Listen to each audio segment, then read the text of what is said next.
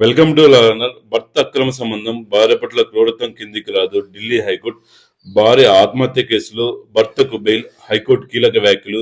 వేధింపులు నిరూపిస్తేనే వివాహేతర సంబంధం నేరమని స్పష్టం. భర్తకు వివాహేతర సంబంధం ఉన్నంత మాత్రాన అది భార్య పట్ల క్రూరత్వం గాని, ఆమె ఆత్మహత్యకు ప్రేరణ గాని కాబోదని ఢిల్లీ హైకోర్టు మంగళవారం స్పష్టం చేసింది. మృతురాలిని ఉద్దేశపూర్వకంగా వేధించినట్లు లేదా హింసించినట్లు నిరూపించినంత వరకు దీన్ని నేరంగా పరిగణించలేమని పేర్కొంది. వివాహం జరిగిన 5 ఏళ్లలోపు 2024 మార్చి 18న అత్తవారింట్లో అనుమానాస్పద రీతిలో మరణించిన భార్య కేసులో ఐపీసీ సెక్షన్ 498A క్రూరత్వం, 304B వరకట్న మరణం, 306 ఆత్మహత్యకు ప్రేరణ కింద ఆరోపణలు ఎదుర్కొంటున్న నిందితుడైన భర్తకు ఈ సందర్భంగా కోర్టు బెయిల్ మంజూరు చేసింది. కేసులో నిందితుడైన భర్తకు మరో మహిళతో వివాహేతర సంబంధం ఉందని ప్రాసిక్యూషన్ తరపున వాదనలు వినిపించారు.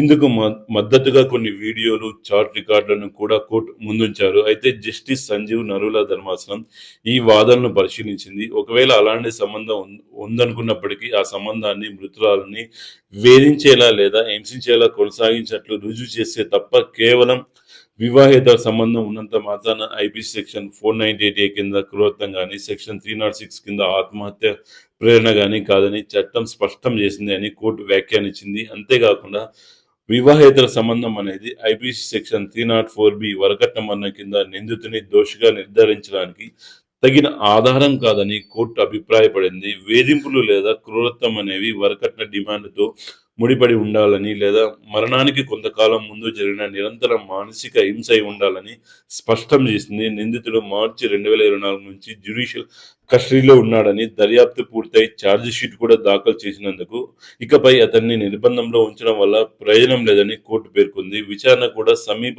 భవిష్యత్తులో ముగిసే అవకాశం లేదని తెలిపింది. సాక్ష్యాలను తారుమారు చేసే ప్రమాదం గాని, నిందితుడు పారిపోయే అవకాశం లేదని కోర్టు వ్యాఖ్యానించింది. బెయిల్ మంజూరు చేయడం అనేది శిక్షించడం లేదా నిరోధించడం కాదని, అది నిందితుడి హక్కు అని గుర్తు చేసింది. మృతురాలి కుటుంబ సభ్యులు మాత్రం నిందితుడికి తన సహోద్యోగునితో వివాహేతర సంబంధం ఉందని, ఈ విషయంపై ప్రశ్నించినందుకు ఆమెను శారీరకంగా హింసించారని ఆరోపించారు. అంతేకాకుండా తాను కొన్న కారు ఈఎంఐలను మృతురాలి కుటుంబం నుంచి చెల్లించాలని తరచూ ఒత్తిడి చేస్తూ గృహహింసకు పాల్పడేవాడని కూడా తెలిపారు.